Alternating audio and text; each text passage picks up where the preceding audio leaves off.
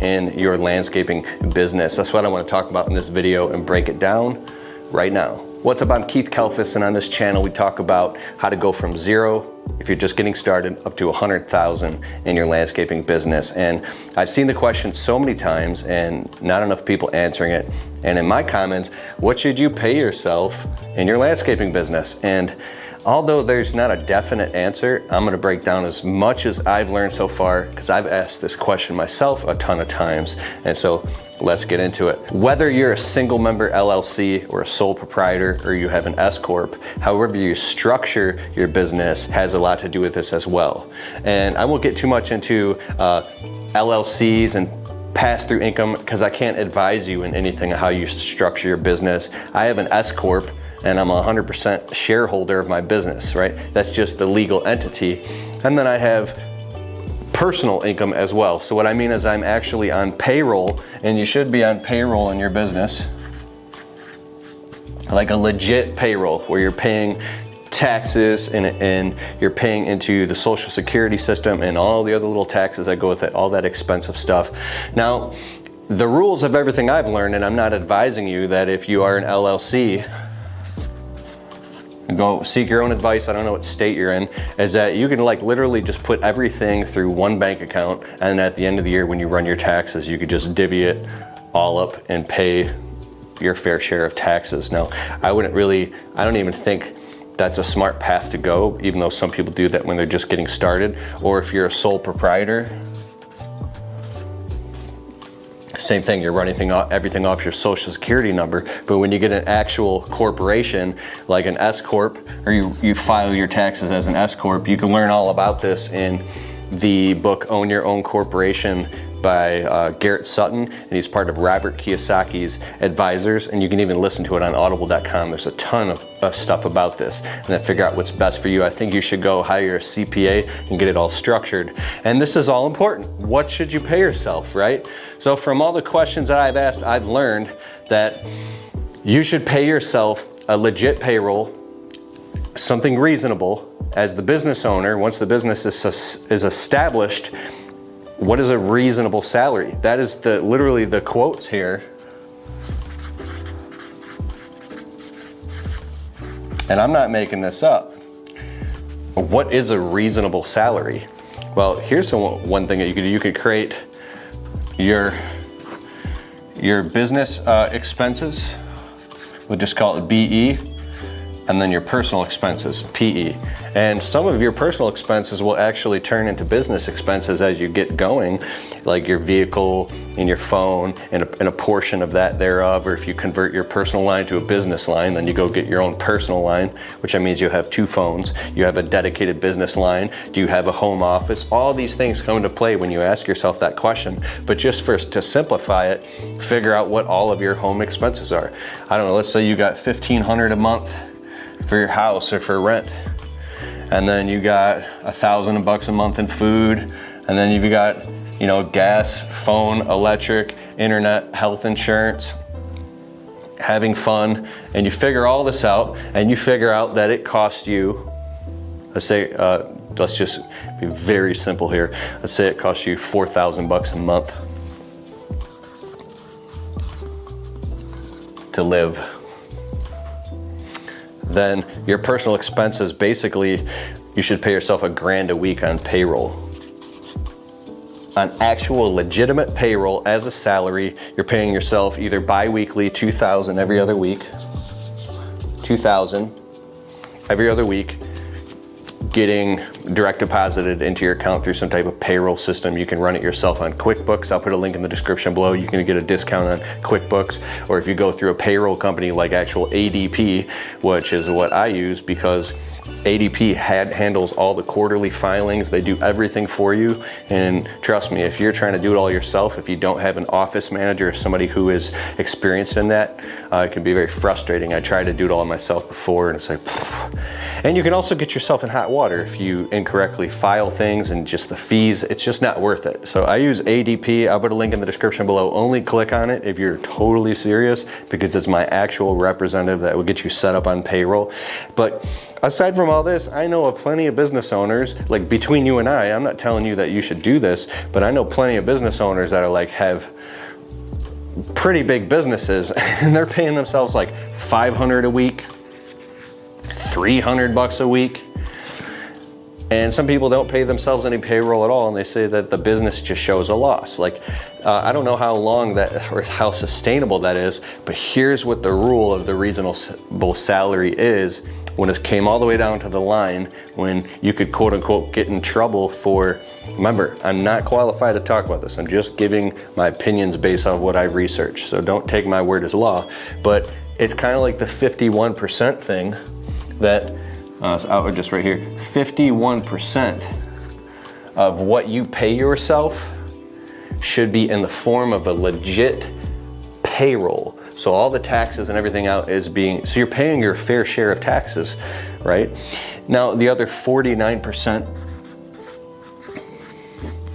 can be in the form of distributions. Right, now I might even be wrong with that. It could be a 60-40, a 70-30, but this is the safe margin from all the business owners I've talked to, that taking distributions is like you literally take money out of the business account and you transfer it into your personal account. Whether you do $1,000 a week, at the end of the quarter you give yourself a $5,000 bonus, or at the end of the year after you pay all your taxes, you transfer $20,000 into your personal account, or you go on a vacation. I don't know what you're doing, but all of that income that's not getting used up and counted as actual COGS and overhead, like cost of goods sold and overhead, that are like legitimate tax write-offs and things that you prove in that paper trail where that money went. Where did that money go? You're showing that to the state, the feds, the IRS, and all that, and you're actually, you have a legitimate write-offs, and then what's left over after everything is your personal profit of what you actually pay taxes on. So if you do $300,000 in your business, 300K, and you legit have, I don't know, let's say you have $220,000 in expenses, right? Then you make $80,000 in profit. You got to pay taxes on $80,000.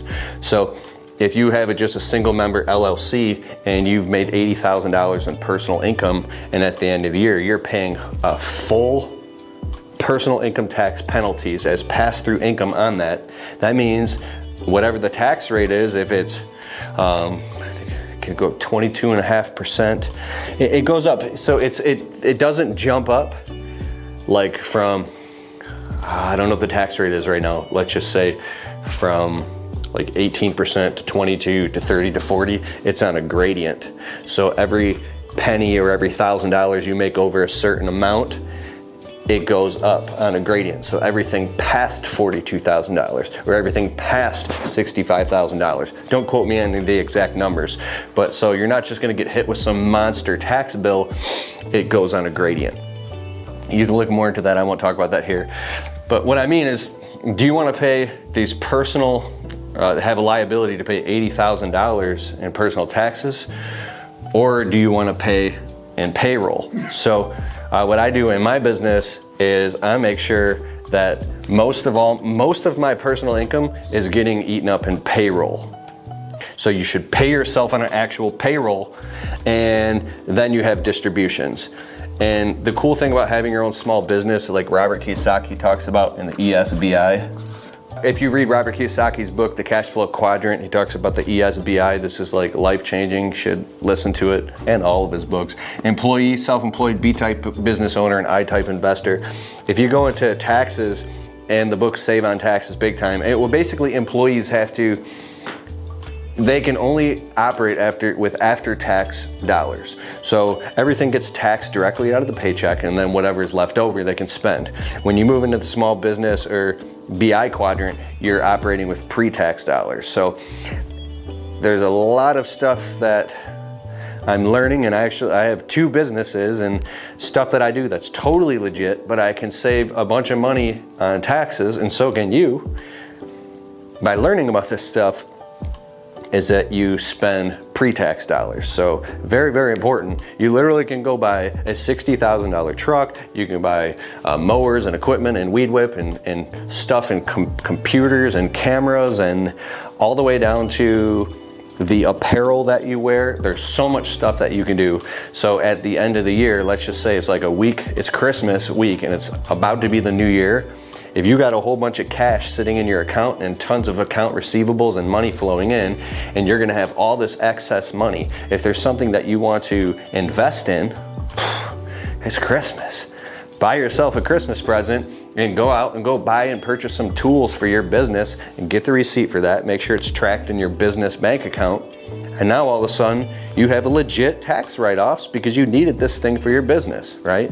So that's a perfect thing to do to minimize your tax liability. I literally have friends that are going out and spending like, I gotta go blow 100 grand in 48 hours. And they have to go do that, and they go and expand their business and do things like that. And so get that working in your head right there. So where are you at? Employee, self-employed, just totally different. On the left side of the quadrant here, I'm talking about you're both in your business. When you file taxes as an SCorp, as a 100% shareholder of your business, you have to pay yourself a reasonable salary. You become an employee of your business, but you also own the business.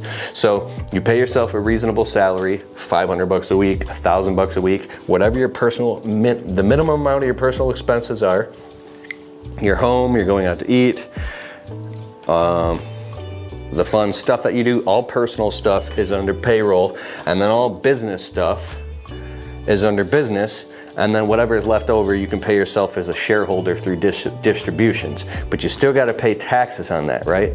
So it's kind of like if you're paying taxes throughout the year on payroll and you're also sending in estimated quarterly tax payments as well, by the time it comes tax time, you can do $300,000 in your business and literally end up owing just a couple grand in taxes.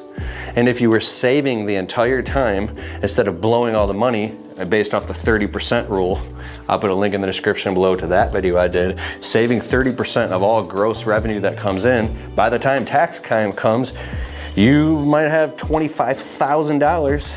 I don't know how much it is. You could be 10 grand or sitting in your account. But because you're so proactive, you're paying yourself a reasonable salary, you're setting aside money, and you're working your tail off. Now when it comes time for taxes and you pay all that off, you only owe a few grand, right? Now you have all this money left over.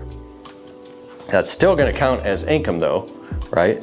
So what are you gonna do? You're gonna invest some of this, it's like left over in the, dude, this could be a long video because I can get into the bank accounts and all that, but I'm just gonna stick with here what you should pay yourself, and it's a reasonable salary. What do you pay yourself, or what percentage do you pay yourself? Let me know in the comments below. And I've done extensive research on this because I want to be safe and pay myself the right amount. And there you go. I'll see you in the next video.